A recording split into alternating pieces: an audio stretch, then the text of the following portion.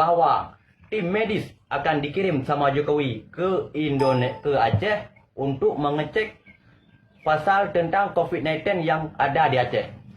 Aceh tak ada COVID-19. Kau PKI jangan jadi jahanam kau Jokowi ya.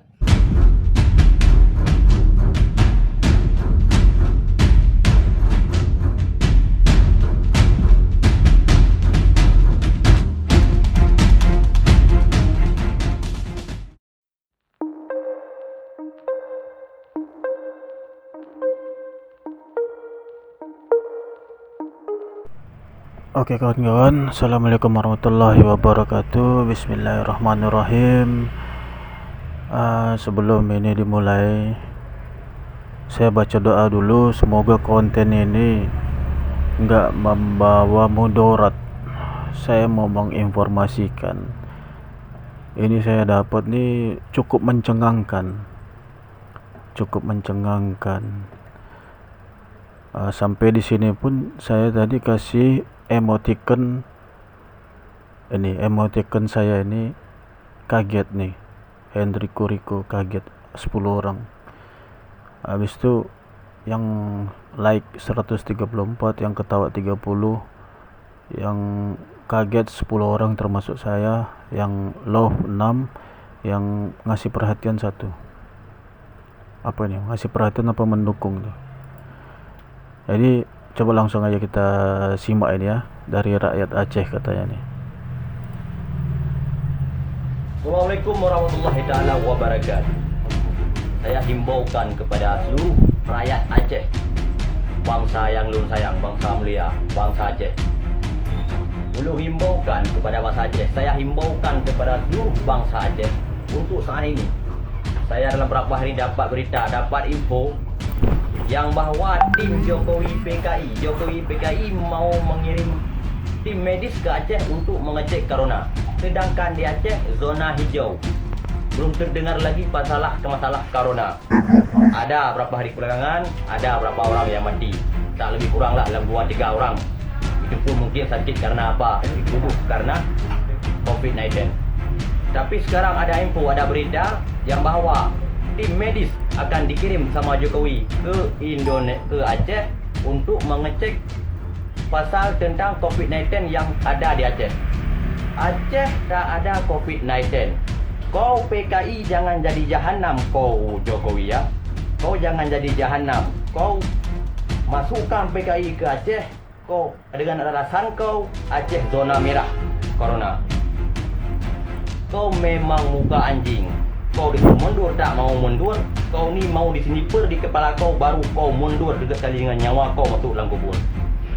Jokowi jangan kurang ajar. Aceh tempat saya lahir, negara saya, tanah saya. Jangan kau nak memainkan dengan bangsa kita. Kau permainkan bangsa kau, bangsa Jawa, itu hak engkau. Jangan kau permainkan umat-umat Islam yang ada di bumi Aceh. Saya sarankan kepada engkau Jokowi, laknatillah. Kau Jokowi di zaman kau sekarang sudah melampau. Berapa ramai dah orang yang kau tangkap, orang penjarakan orang-orang yang mengkritik kau. Sedangkan negara Indonesia negara demokrasi, tapi yang mengkritikkan kau semua kau polisikan orang. Sekarang polisi-polisi semua kau sokong. Kalau polisi melawan kau buang jabatan, tentera-tentera semua kau sokong. Tentera melawan kau buang jabatan, sehingga kau hancurkan umat Islam dengan umat Islam. Sungguh jahanam hidup kau Jokowi. Kau tak tahu malu persis, kau macam buka babi. Kau cari aku tak apa, kau polisikan aku, nasibku. Setiap aku keluarkan kata-kata, dah siap aku terima apa semuanya. Saya himbaukan kepada bangsa saya yang ada di bumi Aceh sekarang ini, kalau ada tim medis datang dari negara PKI masuk ke Aceh untuk mengecek COVID-19, segera bakar. Di mana dia buat tempat itu untuk mengecekkan COVID-19, dibakar tempat itu, bakar masal, keluar, bangkit bangsaku, bangkit. Ini semua otak PKI. Otak PKI ingin menghancurkan. Zon hijau di Aceh dibuat zon merah. Biar ke masjid kita nggak boleh datang, biar tutup semua masjid, biar tempat ibadah tutup semua. Ini semua otak PKI yang disiarkan oleh otak Megawati ke otak Jokowi. Jokowi menurunkan ke bawahannya kepada anjing penjilat Jokowi. Ingat Jokowi, jangan kau buat bangsa Aceh marah. Ingat Jokowi, Jangan kau salahkan bangsa Aceh. Bangsa Aceh minta mereka minta pisah dengan Indonesia. Kalau tingkah Indonesia dari dulu sampai sekarang masih macam babi terhadap bangsa Aceh. Jangan kau mau khianatkan bangsaku. Jangan kau mau racunkan bangsaku dengan virus-virus yang Allah kirimkan sehingga kau mau buat politik, kau cari uang. Dengan virus itu kau cari uang, kau buatkan projek sehingga ada berapa segelintir anjing-anjing yang ada di Aceh penjilat kau, mereka pun akan mengikutkan kau tanpa memikir tentang bangsanya karena uang semua ini. Kau Jokowi, kau kuasai tanah Jawa saja. Jangan kau main ke tanah Aceh untuk menghilang di Aceh ada virus corona. Aceh zon hijau. Jangan kau coba-coba untuk bunuh orang Islam yang ada di Aceh. Camkan kau itu PKI. Okay. Oke kawan-kawan, itu tadi tuh. Jadi kawan-kawan, saya di sini mau upload video ini. Jadi saya mau menginformasikan aja, ini yang membagikan kiriman ini akun Facebook Grants Leo. Dia juga kasih tagar bahaya, tangkap orang ini Pak, tagar lagi polisi. Jadi komentar-komentar di bawahnya inikah Presiden Republik Aceh? Betul lah, Aceh punya gubernur, ngapain kepala desa ikut-ikutan? Salah, presiden maksudnya. Jadi seperti itu komennya. Lebih banyak yang suka di sini komentarnya. Bahkan ini ada meme, difitnah sampai kepala mau pecah, kau benci sampai mati, Jokowi tetap berjuang untuk rakyat Tiongkok. Jadi ini sepertinya komen-komennya ini seperti mendukung ini kawan-kawan.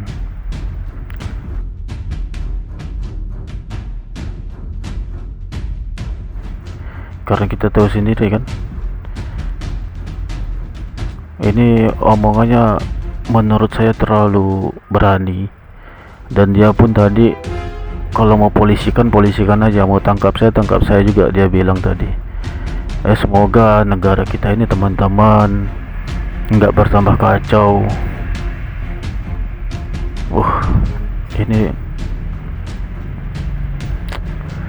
Ini komentarnya lumayan banyak nih kawan-kawan. Ada 163 komentar.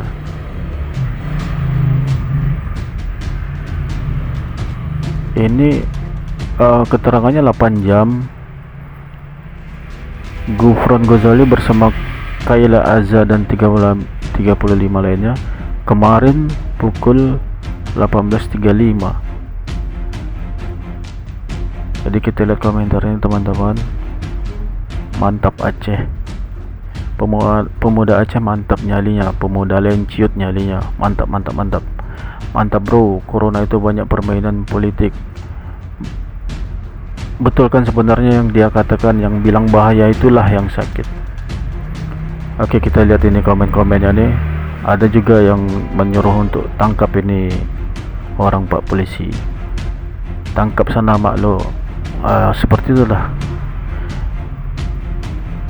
Nunggu episode kedua aja, jangan nangis ya untuk episode selanjutnya, harus garang.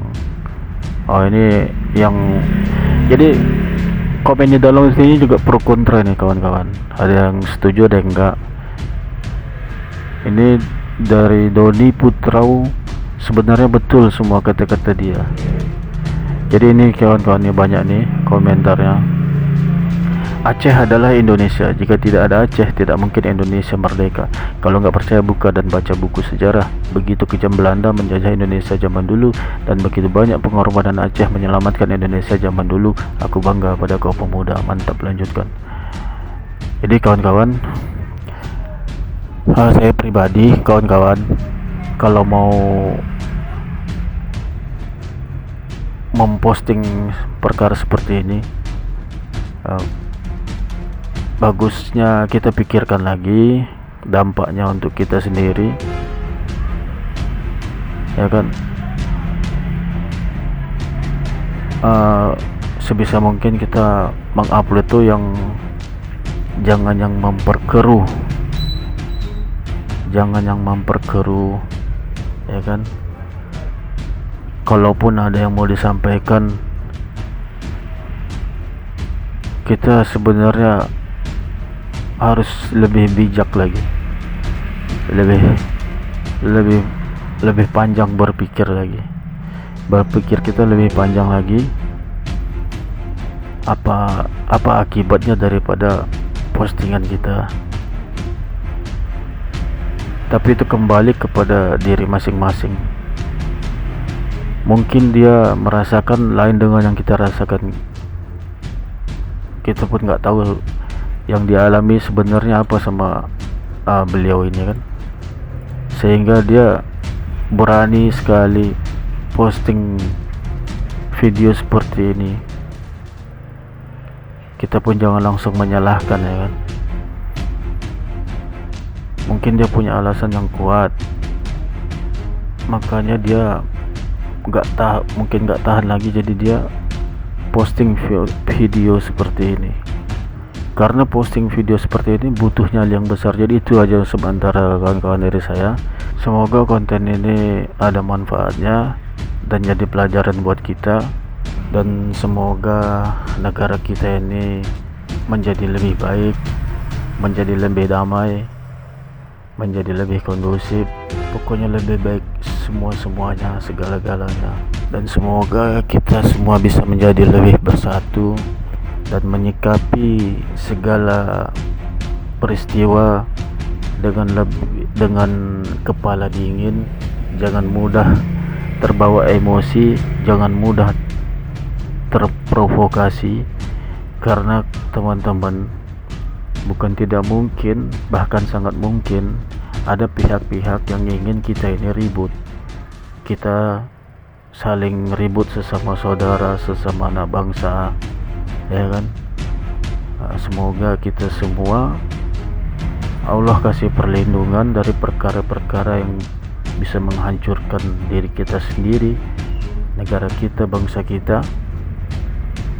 Dan semoga bangsa kita bisa melewati ujian-ujian yang belakangan ini seperti semakin berat rasanya.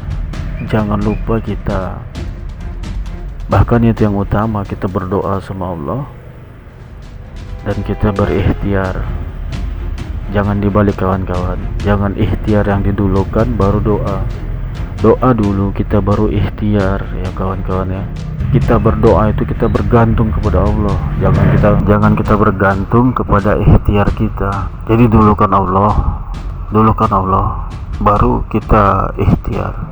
Karena ikhtiar kita itu jadi asbab saja, yang menentukan itu Allah. Bahwasanya kita ini lemah, kita ini nggak bisa apa-apa, yang bisa apa-apa itu cuma Allah. Kita nggak bisa berjalan, yang menjalankan kita ini Allah. Kita nggak bisa bernapas, yang membuat kita bisa bernapasnya Allah. Kita nggak bisa melihat, yang bisa membuat kita melihatnya Allah. Kita nggak bisa berpikir, yang membuat kita bisa berpikir nih Allah. Kita nggak bisa mencari rezeki, karena yang memberi rezeki nih Allah.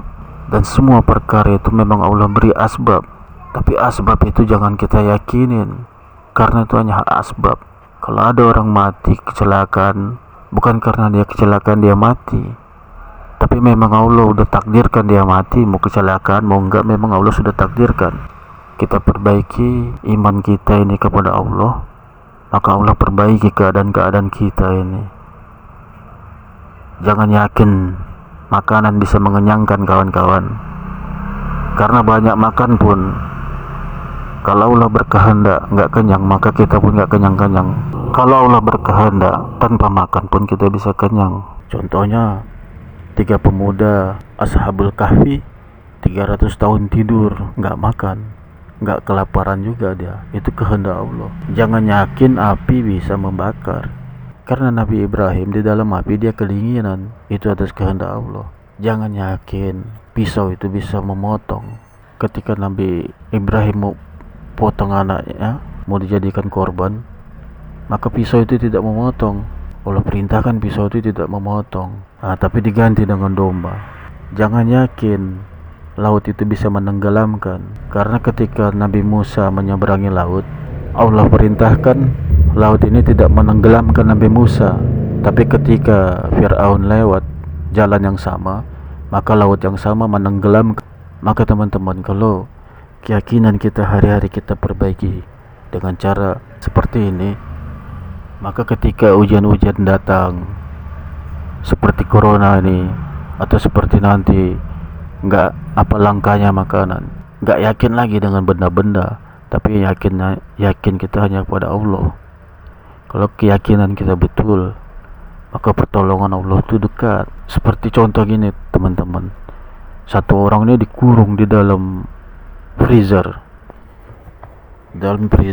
maka dia pikir dia akan mati kedinginan. Waktu demi waktu berjalan, menit demi menit, jam demi jam, dia pun mati kedinginan.